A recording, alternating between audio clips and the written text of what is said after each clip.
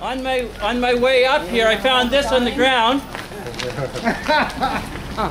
Working for you, Rodney Weston, MP. He's not here today, I guess. There's a lot of stuff.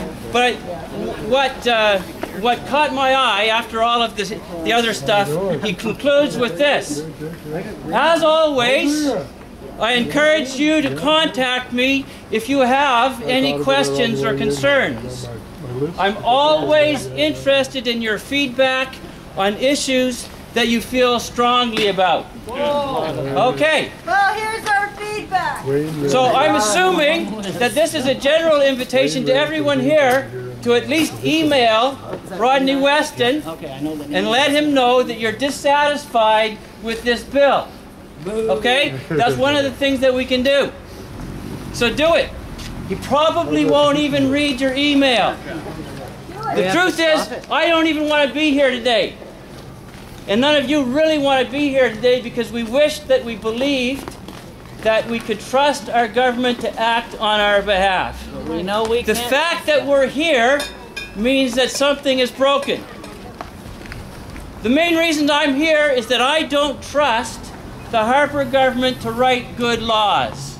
The other reason that I'm here is that I'm offended at the exclusion of expert witnesses who could be making good arguments against this in the committee process. They're deliberately trying to remain ignorant about the problems of this bill, or they're trying to lie to us, saying there are no problems. Finally, the main reason I'm here is that I do not trust that Rodney Weston will do anything to represent us in this process. He's become a mouthpiece. He has become a mouthpiece for the Harper government and will only do as he is told. So let's tell him something different. So, does that actually sound like a response to my letter? No. Does it actually sound like it was written by Rodney Weston? No.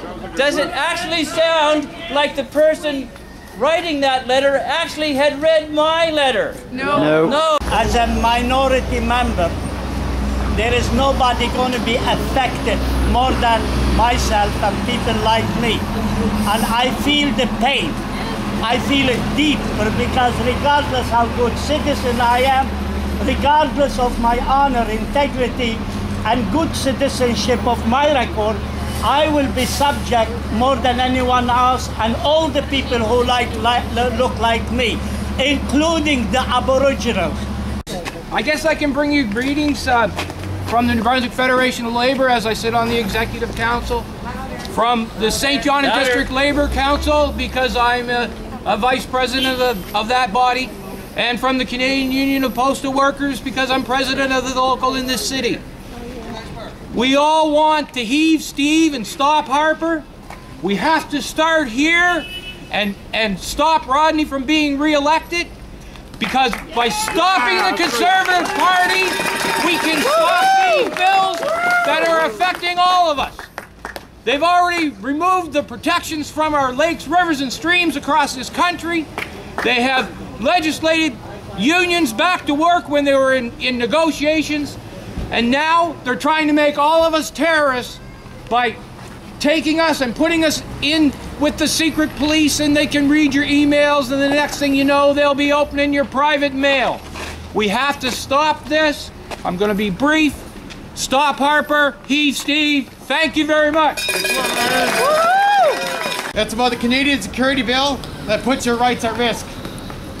Bill C-51, the Anti-Terrorism Act, forms the core of the most comprehensive reforms to Canada's national security law since 2001. Widely expanded powers and new criminal offences raise serious human rights concerns, including a vague definition of threats that could include a wide range of protest activity that may not be lawful but is certainly not criminal. Asking federal court judges to authorize CSIS threat reduction activities that could include human rights violations in Canada and in other countries. 3. Suppressing freedom of expression by making it a crime to advocate or promote the commission of terrorism offences in general. That's quite vague. 3 or 4, lowering the threshold for and extending the duration of preventative detention without charge. Expanded information sharing without sufficient safeguards to prevent the sharing of unreliable, inaccurate, or inflammatory information domestically and internationally. Inadequate appeal procedures for individuals who find their names on no-fly lists. And 7, no increased review or oversight of increasingly complex national security activities. The government has said this bill will protect you. You have nothing to fear if you protest lawfully. Tell that to the over 900 people detained at the G8 G20 summit. 900 people, the largest mass arrest in Canadian history. We have to work to preserve the democracy that we have, and it's being eroded by this government. Democracy requires checks and balances, and C51, this government is not allowing any checks and balances to be put in place. Of course there are problems right now in this world with ISIS and all of those others that are trying to take away these rights, but this is exactly what they want. They want us to give away our democracy. Let me tell you that Germany was one of the most free countries before Adolf Hitler came to power. And they gradually eroded every democratic principle in that country. Because they said, trust us, we will take care of your needs. And they finally eroded everything. For those of you on Facebook, I am administrator on a Facebook page, Canadians Rallying to Unseat Stephen Harper. Yes. And I'd like to invite everyone to join us. All you have to think of is Crush. And that's, you just go to Crush, and we have over 22,000 members now. And we need everybody else that's not a member. I recall the War Measures Act. I was in a Montreal airport when the plane was stopped because of FLQ terrorists. That was about the first time in Canada that we had terrorism. Look what's happened to air travel now.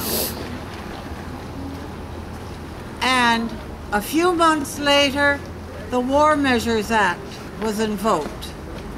This will be permanent War Measures Act. The nice thing is that we're here, and there is lots of good, and there's lots of good people. And it's not what we think or how we feel, it's really what we do. So it's really important, you know, when we leave today, that we join organizations and others. I see the Council of Canadians here, I see Green Party, I know other groups are here. NDP, real problems. If we're not linked in and supporting that work, we have to work together. Individually, we're not strong, but collectively, we are strong.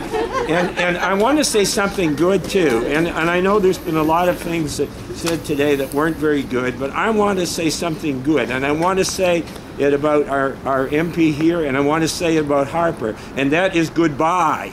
There's one way to get this government out of here, and that is to get out and vote. You gotta vote. If you're of age to vote, for God's sakes, vote. That's the most important thing. With you. And yes, take the people with you to the polling station, drag them along by the arm if you have to. We are only one of many protests that are going on right now.